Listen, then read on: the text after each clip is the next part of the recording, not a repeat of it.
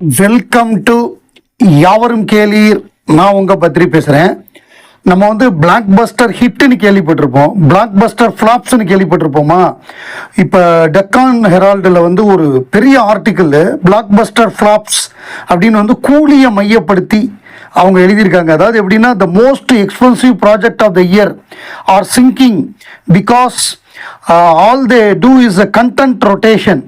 அதான் கண்டென்ட்டே இல்லைங்கிறது தான் அவங்க எழுதியிருக்காங்க டெக்கான் ஹெரால்டை. அதான் 2025 ஆரம்பத்தில் பார்த்தோம்னா இந்த வருஷம் பயங்கரமாக இருக்க போகுது, எல்லாம் பேன் இண்டியன் படமாக வரப்போகுது, பெரிய பெரிய ஸ்டார்லாம் சேர்ந்து பண்ண போகிறாங்க, 25 வருஷம் 30 வருஷம் கழிச்சு கம்பேக் கொடுக்க போகிறாங்க, பயங்கரமான பொலிட்டிக்கல் த்ரில்லாக இருக்க போகுது, லெகசி சீக்வல், ஏற்கனவே ஒரு பயங்கரமான படம் எடுத்தால் அதோட சீக்வலாக வரப்போகுது, அப்படி இப்படின்னு பயங்கரமாக இது பாருங்கள், இண்டஸ்ட்ரி பாருங்கள், வசூல் புரட்டி எடுக்க போகுதுன்னெலாம் சொன்னாங்க. பட்டு எல்லாம் முடிஞ்சு பார்த்தா நம்ம என்னடா நடந்திருக்குன்னு பார்த்தா பட்ஜெட் அதிகமாக இருக்குது. நம்பர் 1, ப்ரமோஷன் பயங்கரமாக பண்ணுறாங்க. டீசர்லாம் ஏதோ ஒரு மிகப்பெரிய ஒரு ஈவெண்ட் மாதிரி நடத்துகிறாங்க. ஒரு டீசருக்கே வந்து அவ்வளோ பேர் கூடி, சரி இது எல்லாமே வந்து ஒரு பயங்கரமான கம்பேக் சீசனாக இருக்க போகுது அப்படின்னு பார்த்தா 8 மாதம் கழித்து ஆகஸ்ட் மாதம் கடைசியில் பார்த்தோம்னா விக்டரி லேப்புங்கிறது வந்து நம்ம ஏற்கனவே பண்ண அந்த விக்டரி லேப் வந்து அது ப்ரீமெச்சூர் நடக்காத ஒரு விஷயத்துக்கு நம்ம கொண்டாடி இருக்கோம். மிகப்பெரிய படங்கள் எல்லாமே காலி, பாக்ஸ் ஆஃபீஸ் பாம்பு ஆயிடுச்சு, எதுவுமே வந்து செல்ஃப் எடுக்கலை அப்படின்னு சொல்லியிருக்காங்க. அதுக்கு உதாரணம் ரீசண்டாக வந்த மிகப்பெரிய வெளியீடான கூலி. அது வந்து பாக்ஸ் ஆஃபீஸை கலக்கும், 1000 கோடி வசூல் பண்ணும். ரஜினிகாந்த் வந்து லோகேஷோட சேர்ந்துருக்காரு, அனிருத் இருக்காரு, அப்புறம் ட்ரெய்லர் வந்து பயங்கரம் ஹிட்டு தான்யா, இந்த படம் நிச்சயம் 1000 கோடியா அப்படின்லாம் சொன்னாங்க. ஹைப்பு வேற லெவல்யா, தேட்டர்ஸ்லாம் பேக்கடு, ரெக்கார்ட்ஸ்லாம் முதல் நாள் டம்பிள்டு பயங்கரமாக இருந்தது. ஆனால் படம் ஆரம்பித்ததுக்கப்புறம் பார்த்தா the story lacked grip. Jailer, which was released less than 2 years ago at a similar scale but somehow felt warmer. Coolie was loud, Jailer lingered அப்படின்ட்டாங்க. கூலி வந்து லவுடு பட் அது ஒர்க் ஆகலை. The trend did not stop there. War two வந்து Junior NTR இவங்கெல்லாம் சேர்ந்து வந்தாங்க, அது காலி. அப்புறம் கேம் சேஞ்சர் ஷங்கர் மிகப்பெரிய ப்ரொடக்ஷனு, அது காலி. அப்புறம் தக் லைஃப் வந்து meant to be a landmark reunion between Kamal Haasan and Maniratnam got tangled in controversy before it.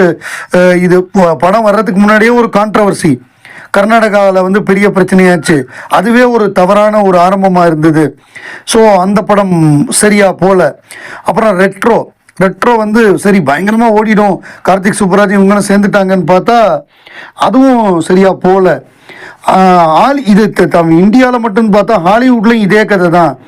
Fantastic Four, Superman Legacy, Thunderbolts are wobbling under the weight of delays, constant rewrites and growing audience indifference. So அங்கேயும் அதே பிரச்சனை தான். அதாவது இது வந்து நம்ம மொழியில் மட்டும் இல்லை, நம்ம நாட்டில் மட்டும் இல்லை, தமிழ் தெலுங்கு அங்கே வார் 2 பிரச்சனைனா குளோபல் ஃபினாமினாக இருக்குது. Viewers have been watching Korean thrillers with airtight plots, Spanish drama that cut deeper, and Malayalam Indies that too. அதாவது நம்மலாம் வந்து இப்போ கொரியன் ட்ராமா பார்க்குறோம். இப்போ நான் லேட்டஸ்ட்டாக பியாண்ட் பார்ஸ் அப்படின்னு ஒரு சீரீஸ் பார்க்குறேன், அது நல்லா இருக்குது. நிறைய கொரியன் படங்கள், கொரியன் ட்ராமா பார்க்குறோம் நெட்ஃப்ளிக்ஸில். அதே மாதிரி ஸ்பானிஷ் பார்க்குறோம், மணி ஹிஸ்ட் மாதிரி அதெல்லாம் பார்க்குறோம்.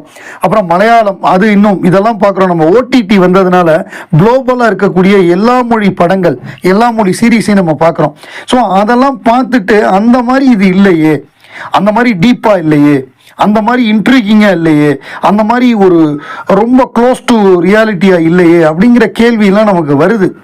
ஏன்னா இப்போ என்ன நடக்குதுன்னா, they are disgusted and quickly replace by the next trailer. Somewhere along the way cinema slipped into content rotation. இது மிகப்பெரிய குற்றச்சாட்டு. கண்டென்ட் ரொட்டேஷன் அப்படிங்கிறாங்க. Just another scroll on screen, not everything has drowned into noise though. சூப்பரம் show அப்படின்னு ஒரு படம், அது மிகப்பெரிய வெற்றி அடைஞ்சிருக்கு. சின்ன படம் எடுத்து 100 கோடிக்கு மேலே. There is still some time left. Kantara chapter 1 நல்லா இருக்கும்னு எதிர்பார்க்குறாங்க, மதராசி நல்லா இருக்கும்னு எதிர்பார்க்குறாங்க, ராஜா சாப் நம்ம பிரபாஸ் படம் நல்லா இருக்கும்னு எதிர்பார்க்குறாங்க, அப்புறம் டாக்ஸிக்குங்கிற படம் கேஜிஎஃப்க்கு அப்புறம் அவர் பண்ணுறாரு, ராமாயணா இதெல்லாம் வந்து எதிர்பார்த்து காத்திருக்காங்க. இப்போ 2 படம் ஹிட்டாக இருக்குது மலையாளத்தில். லோகா அப்படிங்கிற படம் மாபெரும் வெற்றி பெற்றிருக்கு. கல்யாணி பிரியதர்ஷன் தான் அதில் சூப்பர் ஹீரோயின்னு சொல்லணும் அவங்கள, அந்த மாதிரி பண்ணியிருக்காங்க கல்யாணி. படம் பெரிய ஹிட்டுங்கிறாங்க. அதே நாளில் வந்து இன்னொரு படம் ஹிருதயோற்பவம், அந்த படமும் ஹிட்டுங்கிறாங்க. பட் அது மோகன்லால் நடிச்சிருக்காரு. பட் கல்யாணி படம் பயங்கரமான கலெக்ஷனில் மோகன்லால் படத்தெல்லாம் தாண்டி போயிடுச்சு. இது சினிமாவில் வந்து எது ஜெயிக்கும் எது ஜெயிக்காதுன்னு சொல்ல முடியாது. பட் நம்ம பார்ப்போம் அடுத்தடுத்து வர படங்கள் மதராசி மாதிரி. பட் இதில் வந்து மெயினாக என்னென்னா கூலி வந்து டிசாஸ்டர்ன்ட்டாங்க. த மச் ஹைப்டு கூலி which market Rajinikanth 50 years in cinema turned out to be a disaster. அதாவது 50 வருடங்களில் 50வது வருடத்தில் ரஜினிகாந்துடைய படம் டிசாஸ்டராக மாறி இருக்கு அப்படின்னு சொல்லி, இது வந்து நம்ம கண்டென்ட் ரொட்டேஷனில் தான் போயிட்டுருக்கோம், நம்ம வந்து ஒன்றும் புதுசாக கொடுக்க மாட்டேங்கிறோம். அதாவது இதுதான், அதாவது நம்ம மறக்கிறதுனால, நம்ம வந்து நமக்கு மறதி இருக்கிறதுனால ஏற்கனவே உள்ள கண்டென்ட்டை திருப்பி போட்டு ஒப்பேத்திட்டு இருக்காங்க. பழைய இளையராஜா பாட்டு, ஏற்கனவே பழைய படத்தில் வந்த ஒரு மூமெண்ட்டு டிஏஜிங்னு சொல்லி அதை போட்டு இப்படி ரொட்டேட் பண்ணுறாங்களே ஒழிய புதுசாக எதுவும் பண்ணுறது இல்லைங்கிறது தான் ஒரு அடிநாதமான குற்றச்சாட்டு. மாணிக்க வாசகம் அப்படிங்கிற விஎஃப்எக்ஸ் டைரக்டர் அவர் கொடுத்த பேட்டியிலேருந்து நமக்கு மருதநாயகம், ஆளவந்தான் படங்கள்லாம் எப்படிப்பட்ட டெக்னிக்கல் ஒர்க்கு பின்னாடி இருக்குங்கிறது தெரிய வந்தது. அதாவது அவர் ஆளவந்தான் படத்தில் வேலை பார்த்தது 7 படத்தில் வேலை பார்த்ததுக்கு சமம் அப்படின்னு சொல்கிறாரு. மருதநாயகத்தை பொறுத்தவரை ஸ்டோரி போர்டு போட்டவர் அவர் தான். ஸ்டோரி போர்டு அப்படின்னா ஒரு படம், அந்த ஒரு படத்தோட கதை, ஒரு காட்சியை சொன்ன உடனே அந்த காட்சி வந்து எப்படியெல்லாம் எடுக்கலாம் அப்படிங்கிறதுக்கு ஸ்டோரி போர்ட்லேயே போட்டுடுறது. ஸ்டோரி போர்ட்லேயே அந்த காட்சி எப்படி இருக்கும், அதை வந்து எந்த ஆங்கிளில் நம்ம ஷூட் பண்ண போகிறோம், என்ன லென்ஸ் யூஸ் பண்ண போகிறோம், எல்லாமே. இப்போ மருதநாயகத்தை பொறுத்தவரைய மருதநாயகம்ங்கிறது வந்து ஒரு ஹிஸ்டாரிக்கல் படம். அந்த படத்தை வந்து ஸ்டோரி போர்டு போட்டு அதை எடுக்கிறதுக்கு பென்ஹர் படத்தோட செகண்ட் யூனிட் டைரக்டர்லாம் வந்துட்டாங்களாம்.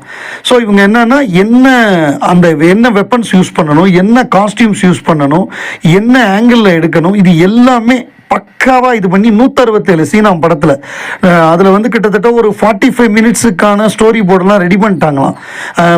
இப்போ நார்மலாக டம்மி தான் யூஸ் பண்ணுவாங்க வெப்பனு.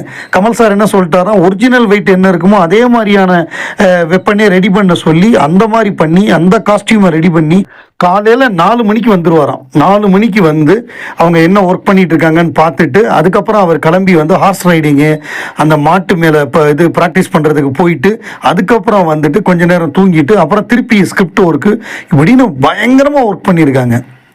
அப்படிப்பட்ட ஒர்க்கு மருதநாயகத்தில் நடந்திருக்கு. அந்த படம் வந்திருந்தா அந்த காலத்திலே அது ஒரு பிரேவ் ஹார்ட் மாதிரி, மெல் கிப்சனோட பிரேவ் ஹார்ட் மாதிரி வந்திருக்கும்.